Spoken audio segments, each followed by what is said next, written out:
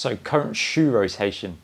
Back when I was running 6-7 years ago, I ran all my events, all my training on one shoe and didn't change for months. Maybe this was a lack of knowledge around what a different shoe could do for you. Maybe this was back in those days, I know it wasn't that long ago, but 6-7 years ago. Maybe back in those days, it just wasn't, I didn't feel like it was much of a thing to have a different shoe for different types of runs. But since I've got back into running now, I'm finding that there certainly is a need for different shoes, and I've since gone out and done what all runners do, and that's spend money on different bits of kit. So let's get into it. So I got back into running using a pair of Magic Speed 3s, which I fucking love these. I think these are an amazing pair of shoes. I'm not here to tell you which ones to buy, and I'm certainly not going to try and act like I know what stack height and all that jargon around running shoes actually means, but I'm just going to tell you my personal experience. These feel super, super light. I know they've got a carbon plate in them, so they give you an extra bit of bounce. They just feel like a really fast shoe, which I guess is exactly what they're designed to do, hence the name Magic Speed. These are super light, super fast, and I know carbon plated shoes often make people feel like they get a lot of injuries, a lot of soreness around the calves and the knee. But I actually feel really, really good in these.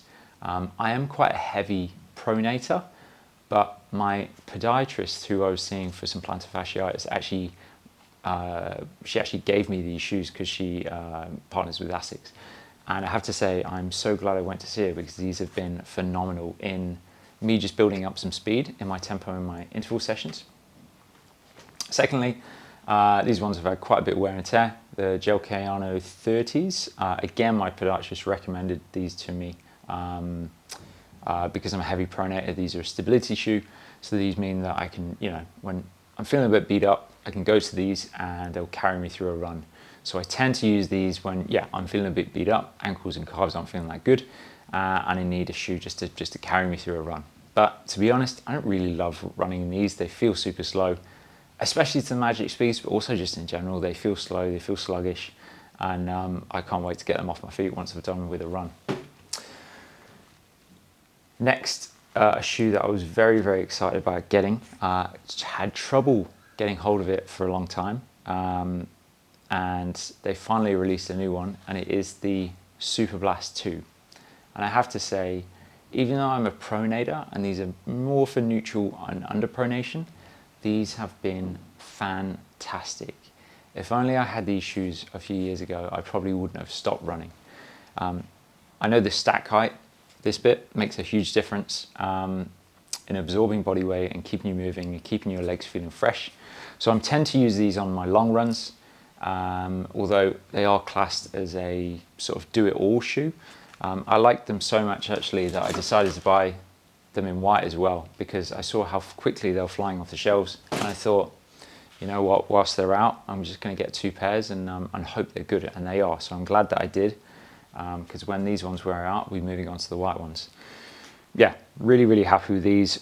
Probably won't run a marathon in these, even though I reckon they could do it really well. I got sucked into some good marketing and that extra 1% that maybe something like these will give you. The Alphafly 3s, obviously they've had a big, gone around social media, all the pros are using them. I'm certainly not in that category. And I know that there's a lot of people that say you have to be running at such and such a pace.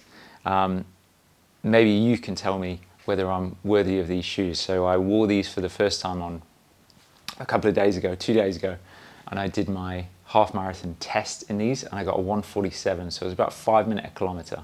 So I know there's a lot of people that say the benefit is really when you get into the 4s.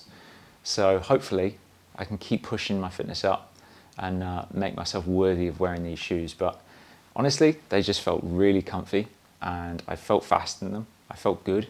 And the biggest thing is that my knees didn't ache one single bit after the run, which normally when I pick up speed, I do tend to get a little bit of knee pain the day after, but in these, nothing.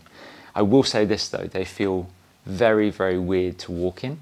They feel good to run in, but yeah, super weird to walk in. But we're going to go in a more in-depth chat into these in another video. So anyway, that's my shoe rotation for now.